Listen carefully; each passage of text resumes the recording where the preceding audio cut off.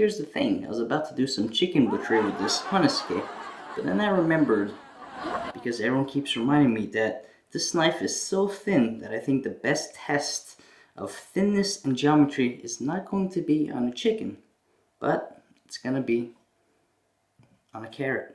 Let's give it a try. Yeah, that's thin, alright. Alright, guilty. Clearly, I didn't think this thick-ass Honesuki was going to cut that carrot, but this was a bit of an ode to a Joel Black bunka video I made. If you haven't watched that, take a look here. It was a bunka with a very thick spine, and just for fun, I wanted to try it on a carrot. I haven't heard the end of it from the kitchen knife community, so I just had to try it with this super thick Honesuki. Now this Honesuki is by Patrick Blok from the Netherlands, and I also have another video on this knife, in fact 2 Honesuki, which he sent to me. Watch that here if you haven't already. In fact, I would urge you to almost pause it, go watch that first if you haven't seen it, then come back here. Why? Because you'll learn a little bit more about Patrick. You'll see the 2 super cool Honesuki he sent me, including this one, and that way that'll allow you to discover that he's one of the few people out there that I know of that makes not only custom Honesuki, but also karasuki. So essentially what I have in hand is a beautiful Patrick Blok Honesuki. It's 145 millimeters.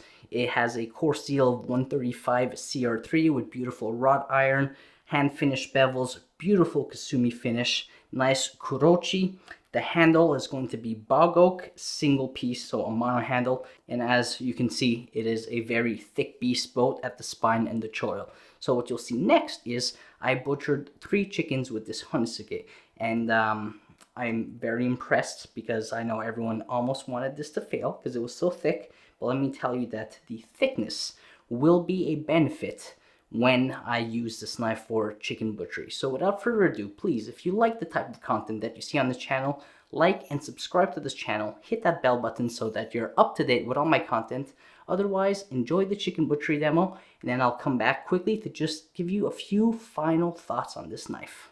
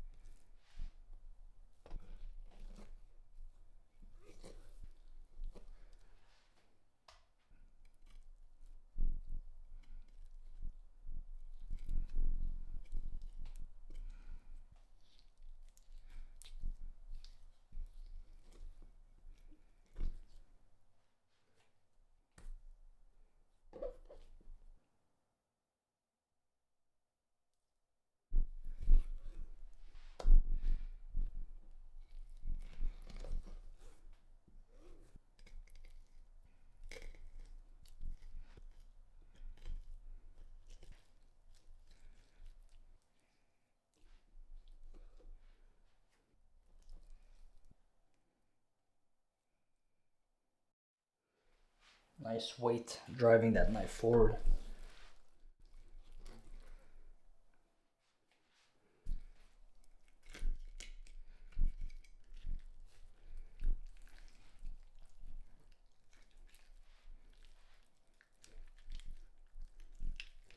Hino would like the neck, please.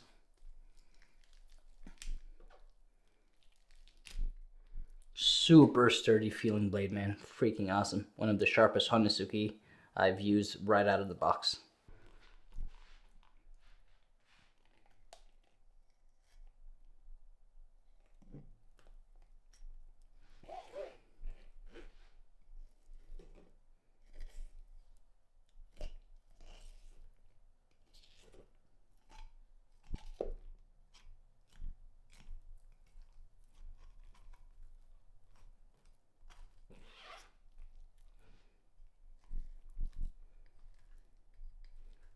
Cut around that wishbone, pull back nice and slow.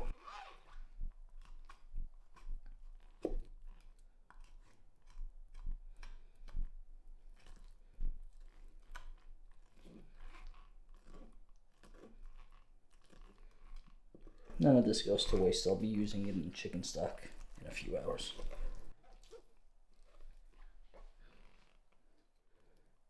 And something like this is great as a dog treat.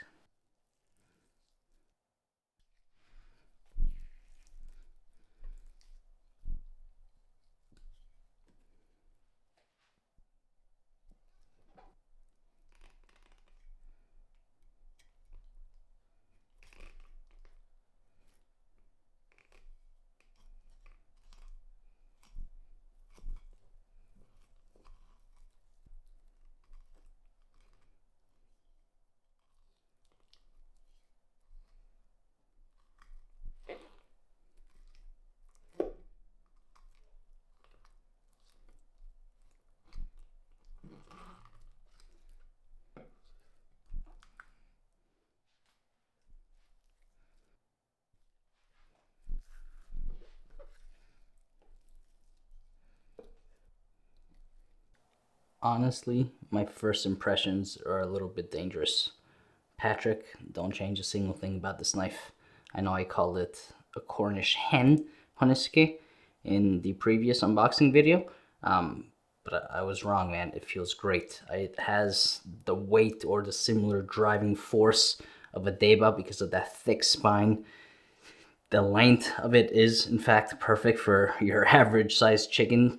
That's it, man. The handle was great, feels great in hand, handled really, really well out of the box. Congrats. This is one hell of a Honesuki.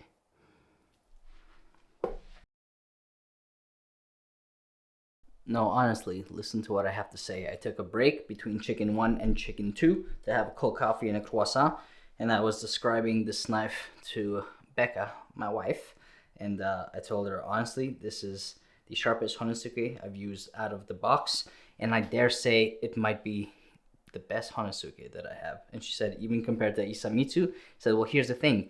The Isamitsu does feel sharper because it's single bevel. However, it has edge fragility, which I don't feel at all in this knife, and yet this knife is insanely sharp.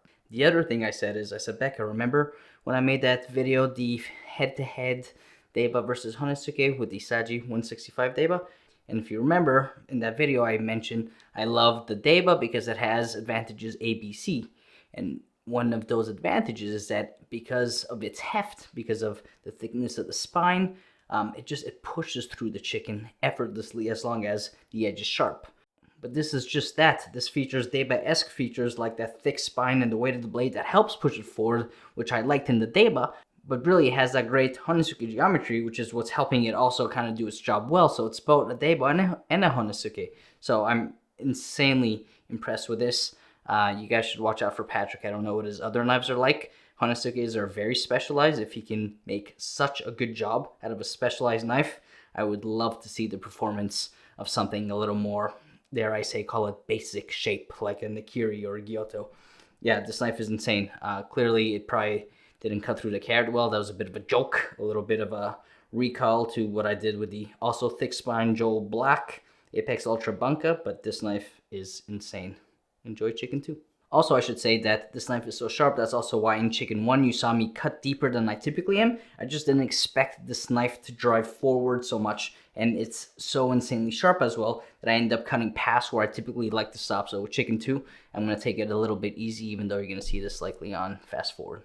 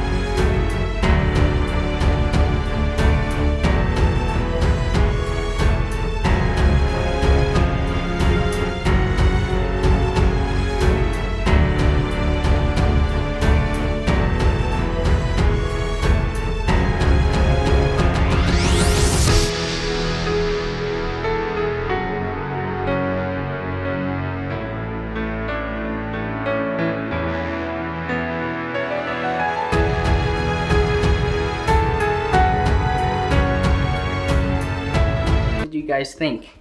Kind of a combo of Deba and Honesuki. So not that I want to put another video shout out out there, but if you haven't watched this video, this is the reason that I dove so deep into trying to find the perfect Honesuki for me.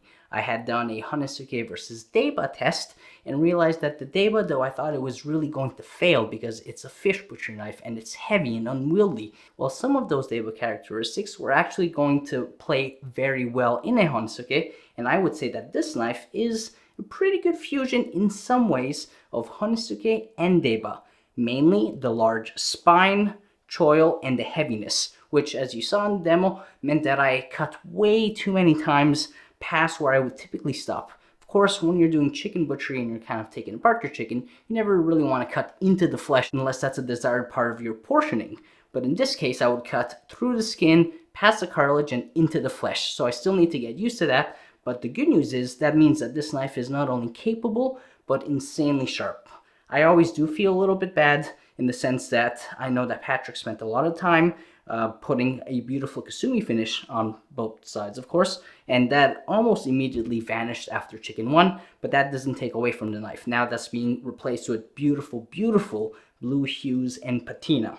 Now the only place where I would challenge Patrick, this knife, to be honest, feels nearly perfect, but like I mentioned with chicken 1, after chicken 1, I felt like some of the magic went away, and so I wanted to look into that. I had a few hypotheses, and I spoke to Patrick for over an hour what I thought about the knife, and the main burning question I had for him is, just curious, Patrick, did you add a koba or a micro bevel to this knife? And he said, yes. And so I suspect that's what happened. After chicken 1, I of course popped that micro bevel off, and now I was left with just the performance of the apex of that core seal, which was still beyond impressive, but I had just experienced something slightly better, slightly different. And so my challenge to Patrick is, because this is a fairly soft steel, I believe a HRC of 60, I would challenge Patrick to make the same knife. Honestly, you don't need to change anything. Everything's great. The weight, the length, the handle is gorgeous.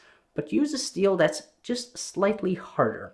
Don't play it so safe with a HRC of 60. If I were to strike cartilage, or when I did, the steel is likely to bend more than anything else, which will deter performance. A little strop is all that is needed in between chickens, which I'm glad to do, but I just feel like I kind of want to see this knife pushed to the next level with a core steel that's a little bit higher, maybe even tougher, which will mean a longer edge retention and potentially sharper. But not that this knife needs to be sharper, but that's kind of just my 2 cents, my thoughts. I just don't have much to say about this thick boy Honesuki.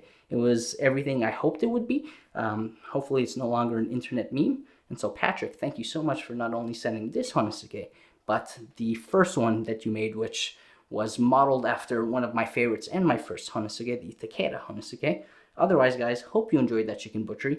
Please take a look at Patrick Blok's Instagram. He makes beautiful, beautiful knives, puts a lot of care into it, and because he does this part-time, he can put a little bit more love into it and can take some risks, like making a style of knife that's not typically in demand. Thanks again for watching, and I'll see you next time.